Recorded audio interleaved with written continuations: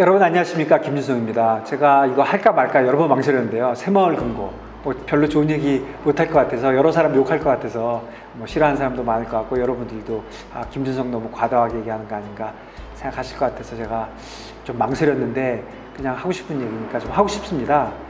제 생각에는 이 새마을 금고 요번에 사태는 시스템 리스크로 갈 가능성은 거의 없습니다. 그리고 이미 안정됐고 이미 끝난 것 같은데, 이번 금고 사태를 통해서 그야말로 들켜버린 민낯?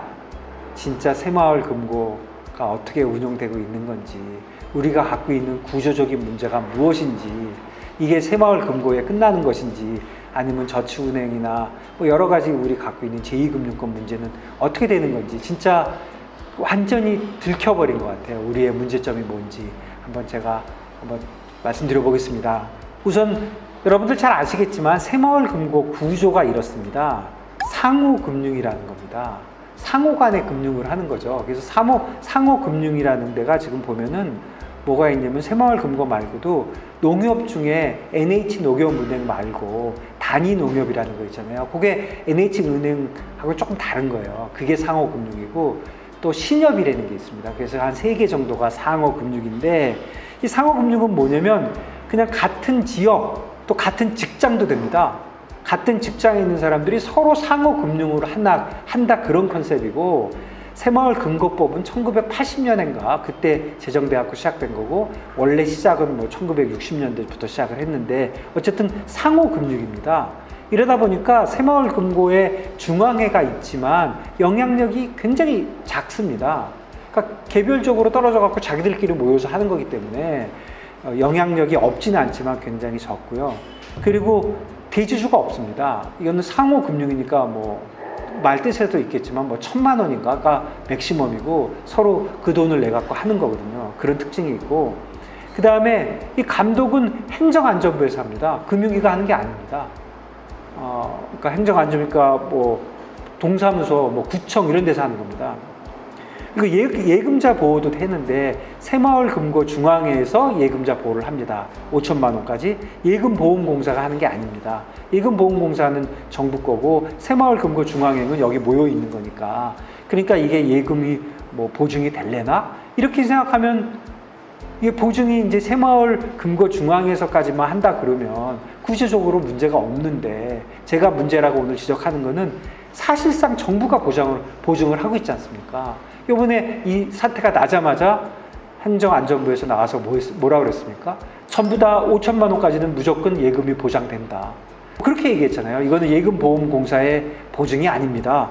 금고중앙회의 보증입니다. 이런 소리를 하는 게 아니라, 여러분 걱정하지 마세요. 정부가 어떻게 해서든지 막아줍니다. 그렇다고 하면 예금보험공사의 보증이든 새마을금고중앙회의 보증이든 정부가 지금 사실상 보증을 하는 거잖아요. 이거 이슈는 5천만 원 이상을 해줄 건가 말 건가에 대해서 얘기를 했지, 5천만 원까지는 마치 당연히 해주는 것처럼 얘기를 했고, 또 그렇게 될 것 같지 않습니까? 그게 과연 맞는 건지 그 얘기를 좀 드려보겠습니다. 다른 사람들하고 제가 좀 관점이 좀 다른 것 같은데, 어쨌든 한번 생각해 볼 얘기 같습니다. 그러면 새마을금고 구조는 다시 얘기해 보면 상호금융이고, 행정안전부가 감독을 하고 예금자 보호가 실질적으로 되고 있다. 자, 이런 상태인데요. 현재 상황을 한번 볼까요? 이게 개별 법인이 한 1,000개가 넘습니다. 그러니까 중앙회가 있지만 이 서로 모여갖고 만든 게 1,000개가 넘게 있는 겁니다. 지점은 3,000개인데 한 명이 만들어갖고 지점을 좀 돌 수가 있었겠죠. 그러니까 개별적으로 만드는 게 1,000개가 넘는다. 그리고 거래를 하는 사람이 2천만 명이랍니다.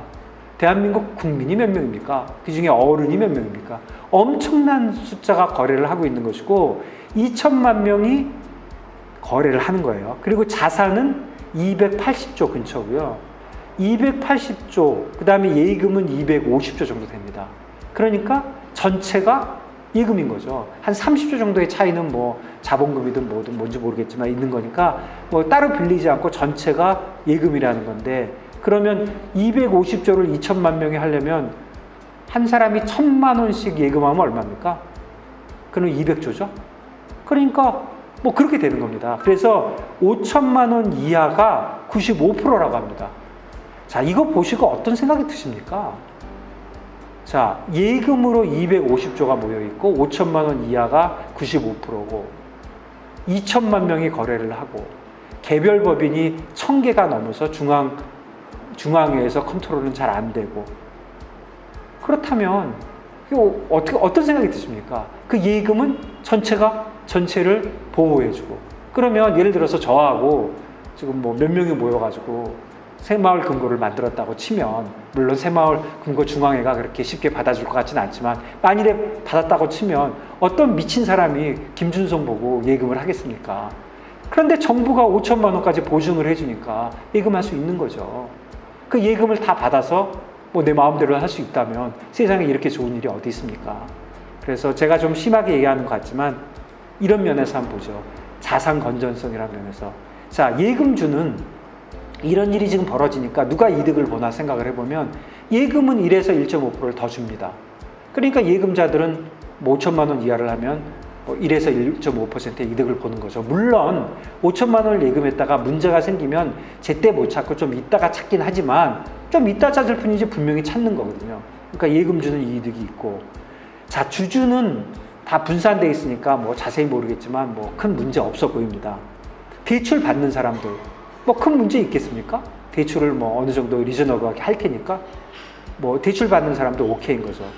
경영진은 아주 대이득을 보겠죠. 진짜 개꿀인 거죠.